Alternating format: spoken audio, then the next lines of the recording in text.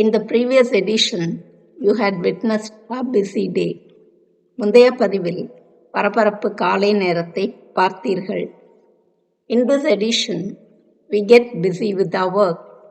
இப்பதிவில் நாங்கள் எங்கள் வேலைகளை பார்க்க முனைகிறோம். My husband and children finished their breakfast and packed their lunch. They all start together, for my daughter and son get dropped at school by their father. My husband and children, என்னோட கணவரும் குழந்தைகளும் finished their breakfast, காலை உணவு சாப்பிட்டு முடிச்சிடுறாங்க. And packed their lunch, மதிய உணவை tiffin பாக்ஸில் பேக் பண்ணுறாங்க, எடுத்து வச்சுக்கிறாங்க. They all start together, எல்லாரும் சேர்ந்து கிளம்புறாங்க. Because ஏன்னா my daughter and son, என்னோட பொண்ணும் பையனும் get dropped at school by their father. அப்பா அவங்க ரெண்டு பேரையும் பள்ளியில் விட்டுட்டு ஆஃபீஸ் போவார், அலுவலகம் செல்வார். அதனால எல்லாரும் சேர்ந்து கிளம்புறாங்க. My husband and children finished their breakfast and packed their lunch. They all start together, for my daughter and son get dropped at school by their father. என் கணவரும் குழந்தைகளும் காலை உணவை முடித்த கையுடன் மதிய உணவை டப்பாவில் கட்டிக்கொள்கிறார்கள். டப்பா டிஃபன் பாக்ஸ். என் கணவர் அவர்களை பள்ளியில் சென்று விடுவதால் எல்லோரும் ஒன்றாக கிளம்புகிறார்கள். This is one fact that the three of them take pride on and relish along with other family members. This is one fact. இது ஒரு விஷயம், அவங்க மூணு பேருமே they take pride on. The three of them take pride on and relish. ரொம்ப பெருமையாக இருக்கும், ரொம்ப பெருமிதமாக இருக்கும். அவங்க அப்பா அவங்கள ஸ்கூலில் விட்டுட்டு ஆஃபீஸ் போகிறதுனால. அவங்க மூணு பேருக்கு மட்டும் இல்லை, along with the other family members, எங்களுக்கும் ரொம்ப பெருமையாக இருக்கும். அவர்களுடன் சேர்ந்து நாங்களும் இவ்விஷயத்தில் பெருமையும் பெருமிதமும் கொள்கிறோம். I have breakfast along with my in-laws. All of us at home are quite liberal about the usual customs and practices. I have breakfast. நான் என்னோட கால உணவை along with my in-laws, என்னோட மாமனார் மாமியாரோட சேர்ந்து நான் சாப்பிட்றேன். இது எல்லாத்துக்குமே கொஞ்சம் ஆச்சரியமாக இருக்கும். ஏன்னா all of us at home, எங்கள் வீட்டில் are quite liberal about the usual customs and practices. Usual customs and practices எப்போதும் நடைமுறையில் இருக்கிறது, ஃபாலோ பண்ணுறது, அது நடைமுறைப்படுத்துறது, எப்போதும் பழக்க வழக்கம்னு சொல்லுவோம். கஸ்டம்ஸ் அண்ட் ப்ராக்டிசஸ் பழக்க வழக்கம்.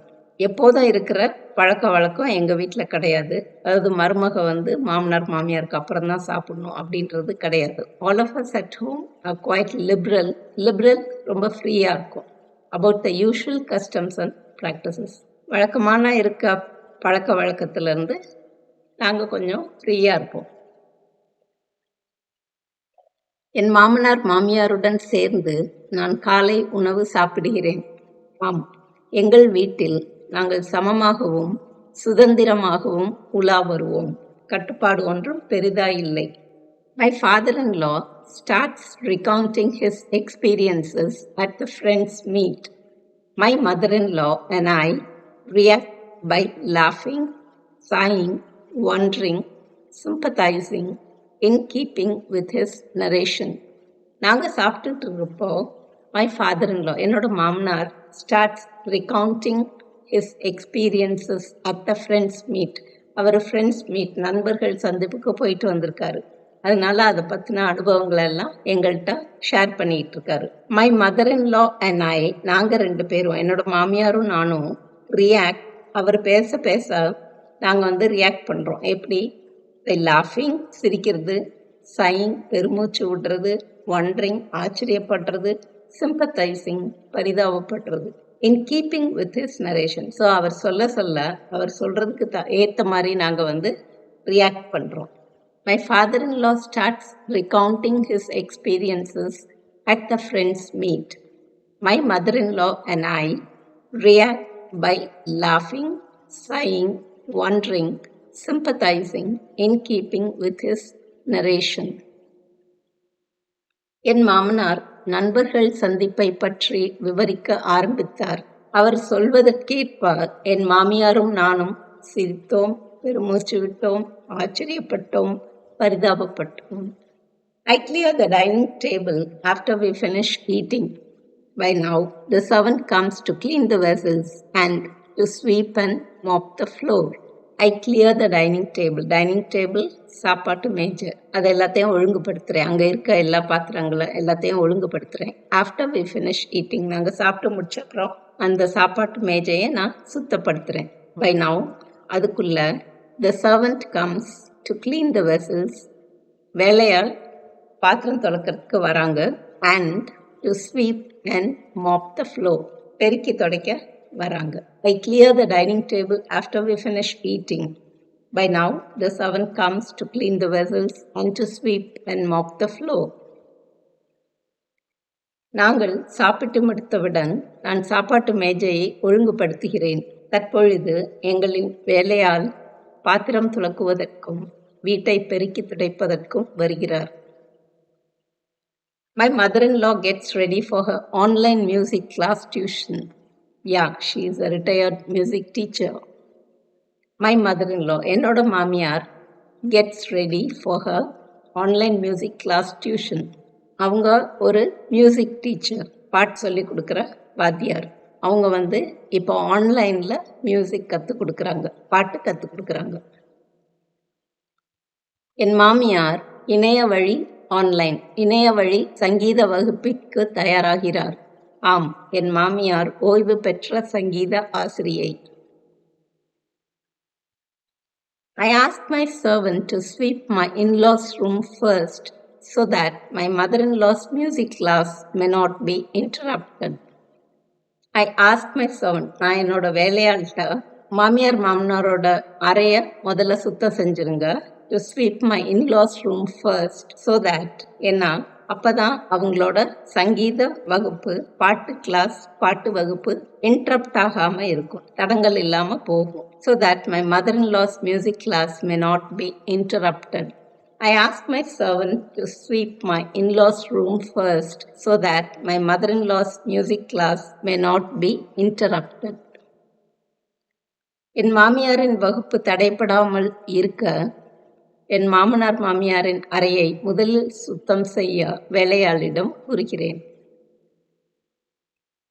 I deposit all the vessels that need to be cleaned in a tub so that she may be able to do the work in the service area.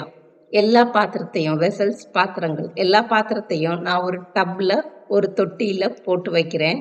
so that வேலையாள், she may be able to do the work, அதுக்குன்னு உரிய இடத்துல, பாத்திரம் துலக்கிற இடத்துல அவங்க போய் வேலை செய்யறதுக்கு ஏதுவா இருக்கும். I deposit all the vessels that need to be cleaned in a tub so that she may be able to do the work in the service area.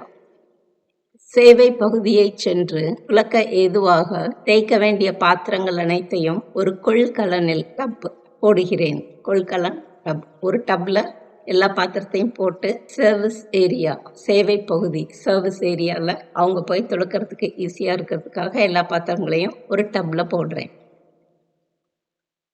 After she is done with sweeping and mopping the floors of the house, she comes to the kitchen, collect the vessels.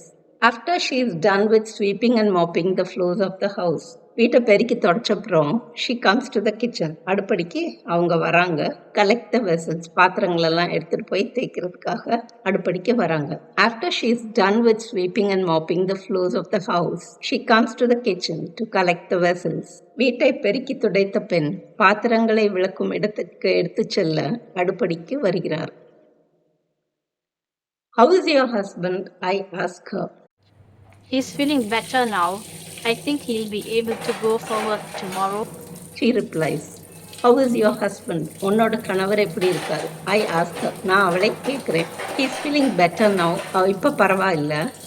I think he will be able to go for work tomorrow. Tomorrow நாளைக்கு கண்டிப்பாக அவர் எப்படியும் வேலைக்கு போவாருன்னு நினைக்கிறேன். நேற்று yesterday, இன்னைக்கு today, நாளைக்கு tomorrow. How is your husband? I ask her. He's feeling better now.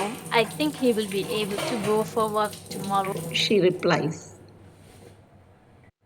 உன் கணவர் எப்படி இருக்கிறார் என நான் அவரிடம் கேட்கிறேன் இப்போ பரவாயில்லைம்மா. நாளைக்கு வேலைக்கு போவார்னு நினைக்கிறேன். என அவர் பதிலளிக்கிறார்.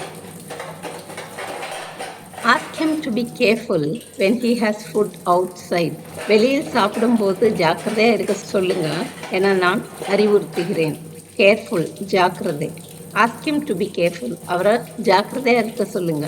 When he has outside food or when he has food outside. வெளியில் அவர் சாப்பாடு சாப்பிட கொஞ்சம் ஜாக்கிரதையா சாப்பிட சொல்லுங்க. He is very health conscious, ma'am. That's why he comes home for lunch every day. I think he must have had water somewhere. He is very health conscious. அவர் ஆரோக்கியத்தை பற்றி ரொம்ப நினைப்பாரு. That's why he comes home. வீட்டுக்கு வருவார் for lunch. மத்தியானம் சாப்பிட்றது கூட அவர் வீட்டுக்கு தான் வருவார் every day, தினமும்.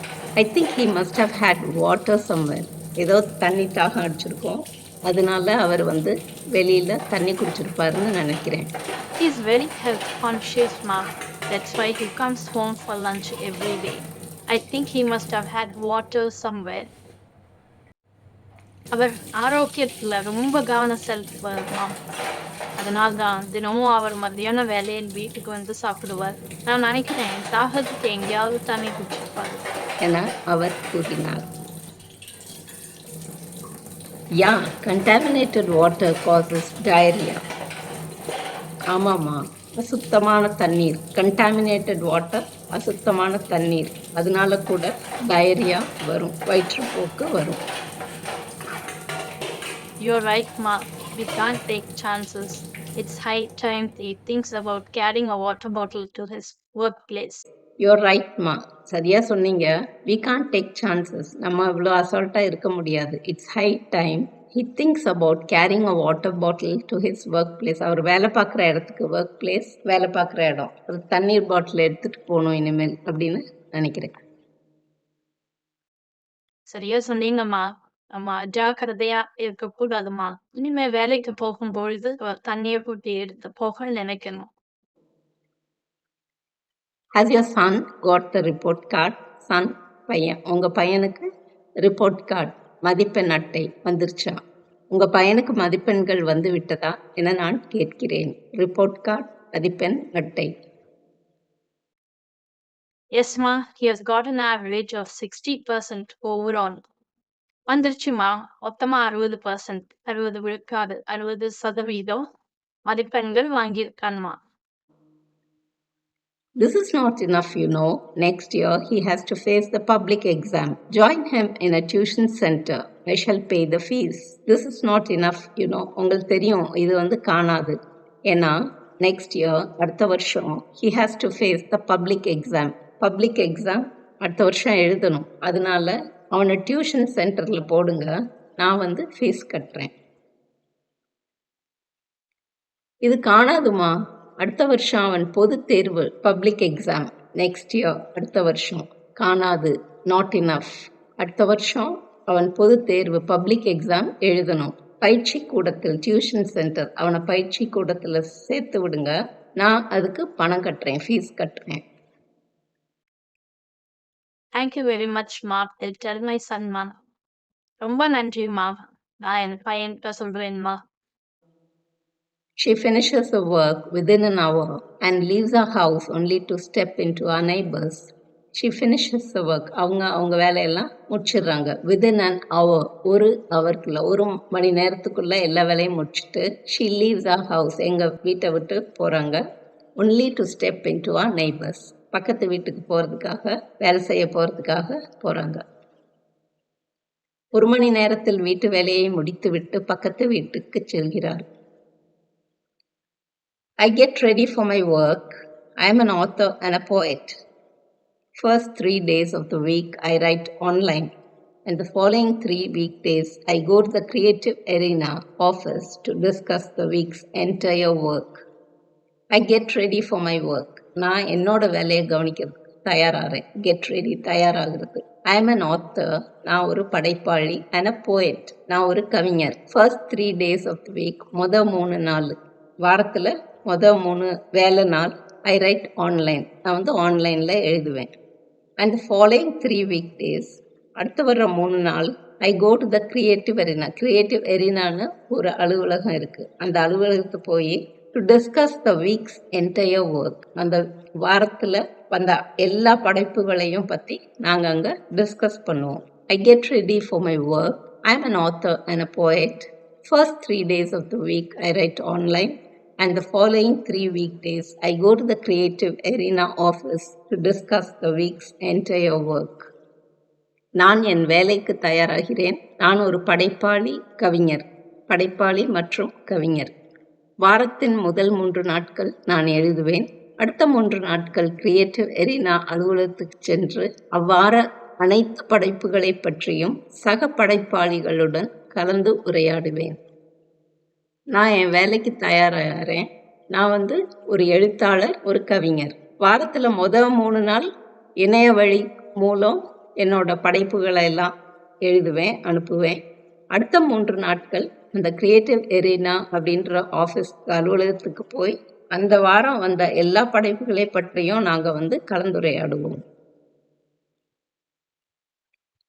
I see my father-in-law proceed towards the park to share his experiences of yoga and its benefits with his friends. I see my father-in-law. நான் என்னோட மாமனாரை பார்க்குறேன். அவர் பூங்காவுக்கு போயிட்டு இருக்காரு. டு ஷேர் ஹிஸ் எக்ஸ்பீரியன்ஸ், அவரோட அனுபவங்கள், யோகா மற்றும் அதோட பெனிஃபிட்ஸ் பற்றின அனுபவங்களை பகிர்ந்துக்கிறதுக்காக அவர் பூங்காக்கு போகிறார். அங்கே அவரோட ஃப்ரெண்ட்ஸ் எல்லாம் இருப்பாங்க, நண்பர்கள்லாம் இருப்பாங்க. அவங்களோட பகிர்ந்துக்க போகிறார். I see my father-in-law proceed towards the park to share his experiences of yoga and its benefits with his friends. யோகாவும் அதன் பயன்களும் பற்றி நண்பர்களுடன் பகிர்ந்து கொள்றதுக்காக அவர் பூங்காக்கு போறார். யோகாவும் அதன் பயன்களும் குறித்து தன் நண்பர்களுடன் பகிர்ந்து கொள்ள என் மாமனார் பூங்காவை நோக்கி போவதை நான் பார்க்கிறேன்.